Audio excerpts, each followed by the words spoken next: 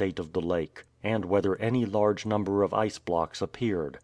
Nadia being now awake, he questioned her often, and she gave him an account of all that was going on. Whilst the blocks were thus drifting, curious phenomena were taking place on the surface of the Baikal. Magnificent jets from springs of boiling water shot up from some of those artesian wells which nature has bored in the very bed of the lake. These jets rose to a great height and spread out in vapor, which was illuminated by the solar rays and almost immediately condensed by the cold. This curious sight would have assuredly amazed a tourist traveling in peaceful times on this Siberian sea. At 4 in the evening, the mouth of the Angara was signaled by the old boatman, between the high granite rocks of the shore. On the right bank could be seen the little port of Livenitchnaia and its few houses built on the bank. But the serious thing was that the ice blocks from the east were already drifting between the banks of the Angara, and consequently were descending towards Irkutsk. However, their number was not yet great enough to obstruct the course of the raft, nor the cold great enough to increase their number. The raft arrived at the little port and there stopped. The old boatman wished to put into harbor for an hour, in order to make some repairs. The trunks threatened to separate, and it was important to fasten them more securely together to resist the rapid current of the Angara. The old boatman did not expect to receive any fresh fugitives at Livenitchnaia, and yet, the moment the raft touched, 2 passengers issuing from a deserted house, ran as fast as they could towards the beach.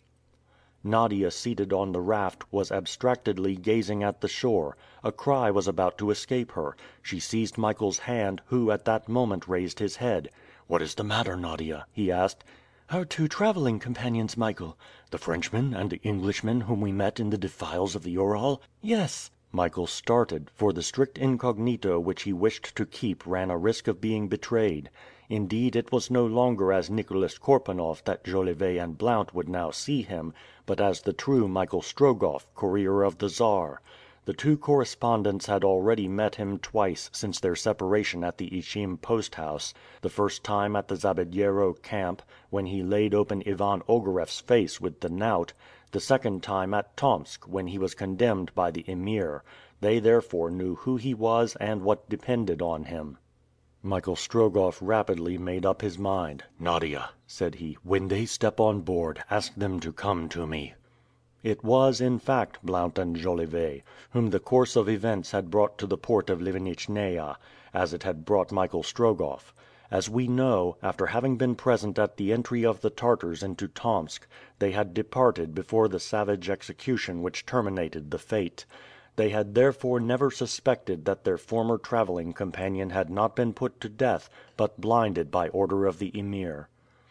Having procured horses they had left Tomsk the same evening, with the fixed determination of henceforward dating their letters from the Russian camp of eastern Siberia. They proceeded by forced marches towards Irkutsk. They hoped to distance Feofar Khan, and would certainly have done so, had it not been for the unexpected apparition of the 3rd column, come from the south, up the valley of the Yenisei. They had been cut off, as had been Michael, before being able even to reach the Dinka, and had been obliged to go back to Lake Baikal. They had been in the place for 3 days in much perplexity when the raft arrived. The fugitives' plan was explained to them. There was certainly a chance that they might be able to pass under cover of the night, and penetrate into Irkutsk. They resolved to make the attempt. Alcide directly communicated with the old boatman, and asked a passage for himself and his companion, offering to pay anything he demanded, whatever it might be. "No one pays here," replied the old man gravely. "Every one risks his life, that is all." The 2 correspondents came on board, and Nadia saw them take their places in the forepart of the raft. Harry Blount was still the reserved Englishman, who had scarcely addressed a word to her during the whole passage over the Ural Mountains. Alcide Jolivet seemed to be rather more grave than usual, and it may be acknowledged that his gravity was justified by the circumstances. Jolivet had, as has been said, taken his seat on the raft, when he felt a hand laid on his arm.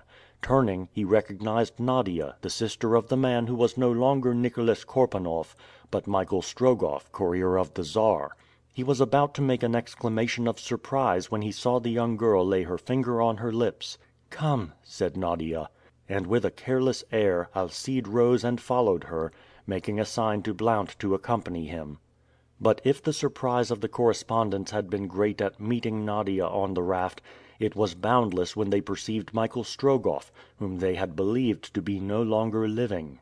Michael had not moved at their approach. Jolivet turned towards the girl. "He does not see you, gentlemen," said Nadia. "The Tartars have burnt out his eyes. My poor brother is blind." A feeling of lively compassion exhibited itself on the faces of Blount and his companion. In a moment they were seated beside Michael, pressing his hand, and waiting until he spoke to them. "Gentlemen," said Michael in a low voice, "you ought not to know who I am, nor what I am come to do in Siberia. I ask you to keep my secret. Will you promise me to do so?" "On my honor," answered Jolivet. "On my word as a gentleman," added Blount. "Good, gentlemen." "Can we be of any use to you?" asked Harry Blount. "Could we not help you to accomplish your task?" "I prefer to act alone," replied Michael. "But those blackguards have destroyed your sight," said Alcide. "I have Nadia, and her eyes are enough for me." In half an hour the raft left the little port of Livenitchnaia, and entered the river. It was 5 in the evening and getting dusk. The night promised to be dark and very cold also, for the temperature was already below zero. Alcide and Blount, though they had promised to keep Michael's secret, did not leave him. They talked in a low voice, and the blind man, adding what they told him to what he already knew, was able to form an exact idea of the state of things. It was certain that the Tartars had actually invested Irkutsk, and that the three columns had effected a junction. There was no doubt that the Emir and Ivan Ogareff were before the capital. But why did the Czar's courier exhibit such haste to get there, now that the imperial letter could no longer be given by him to the Grand Duke, and when he did not even know the contents of it? Alcide, Jolivet, and Blount could not understand it any more than Nadia had done. No one spoke of the past, except when Jolivet thought it his duty to say to Michael, "We owe you some apology for not shaking hands with you when we separated at Ishim." "No, you had reason to think me a coward." "At any rate," added the Frenchman, "you knouted the face of that villain finely, and he will carry the mark of it for a long time." "No, not a long time," replied Michael quietly. Half an hour after leaving Livenitchnaia, Blount and his companion were acquainted with the cruel trials through which Michael and his companion had successively passed. They could not but heartily admire his energy, which was only equaled by the young girl's devotion. Their opinion of Michael was exactly what the Czar had expressed at Moscow. "Indeed, this is a man!" The raft swiftly threaded its way among the blocks of ice which were carried along in the current of the Angara. A moving panorama was displayed on both sides of the river, and by an optical illusion it appeared as if it was the raft which was motionless before a succession of picturesque scenes. Here were high granite cliffs, there wild gorges, down which rushed a torrent; sometimes appeared a clearing with a still smoking village; then thick pine forests blazing. But though the Tartars had left their traces on all sides, they themselves were not to be seen as yet, for they were more especially massed at the approaches to Irkutsk. All this time the pilgrims were repeating their prayers aloud, and the old boatman, shoving away the blocks of ice which pressed too near them, imperturbably steered the raft in the middle of the rapid current of the Angara. End of Book 2, Chapter 10.